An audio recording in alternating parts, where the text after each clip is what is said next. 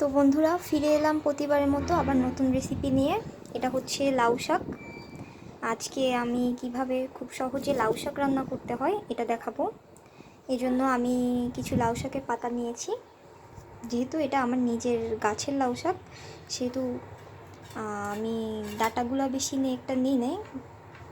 লাউ শাকের সাথে সাথে আমাদের রান্না করতে প্রয়োজন হবে কিছুটা পেঁয়াজ কুচি, 3-4টে কাঁচামরিচ কুচি, আর 2টো মিডিয়াম সাইজের আলু আমি স্লাইস করে নিয়েছি। আর আমি এখানে 10-12টার মতো চিংড়ি মাছ নিয়েছি। আমি এটা চিংড়ি লাউ শাক করবো, এই জন্য। এবার যাচ্ছি আমরা পরের ধাপে। বন্ধুরা, আমি কিছুটা তেল ঢেলে নিচ্ছি। তেলটা গরম হয়ে গেলে আমি পেঁয়াজ কুচি এবং কাঁচামরিচ কুচিগুলো দিয়ে দেবো। তেলটা গরম হয়ে গিয়েছে, আমি পেঁয়াজ আর কাঁচামরিচ কুচিগুলো ঢেলে দিলাম। এবার এটা ভালো করে কষাতে হবে।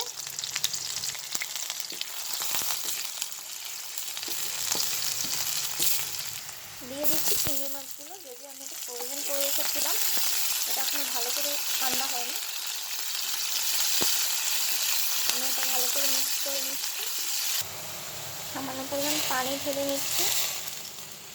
এবার একে একে ধাপে ধাপে করে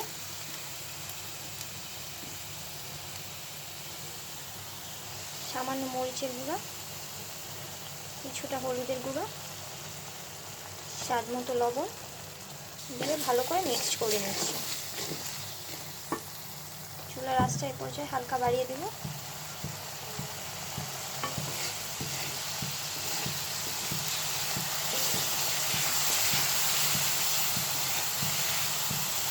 সামান্য পরিমাণ ধনিয়া গুঁড়া দিয়ে দিচ্ছি।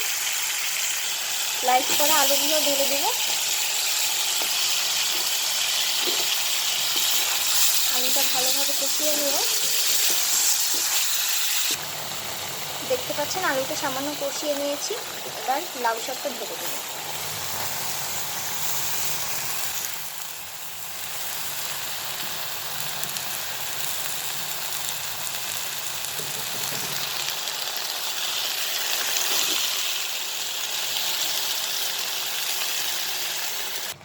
আমি লাউ শাকটা রাড়া দিয়ে নিয়েছি, অতিরিক্ত কোনো পানি দিইনি। লাউ শাকে প্রচুর পানি বের হয়, তাও আমি একটু পানি দিব অতিরিক্ত, কারণ হচ্ছে আমি একটু লাউ শাকটা ঝোল ঝোল খাবো। এই জন্য আমি লাউ শাকে হালকা পরিমাণে পানি দিব। হালকা পরিমাণে পানি ঢেলে দিলাম। এবার আমি হালকা এটা নাড়াচাড়া দিয়ে 5 মিনিটের জন্য ঢেকে দেব। ফিরে আসছি 5 মিনিট পর। ফিরে এলাম 5 মিনিট পরে। আপনারা দেখতে পাচ্ছেন খুব সুস্বাদু হয়েছে। দেখতেই খেলে বোঝা যাবে কতটা সুস্বাদু হয়েছে। হালকা ঝোল ঝোল আছে, আমি যেহেতু ঝোল ঝোল খাবো সেহেতু আমি চুলাটা অফ করে দিচ্ছি। আমি এখন এটা পরিবেশন করব।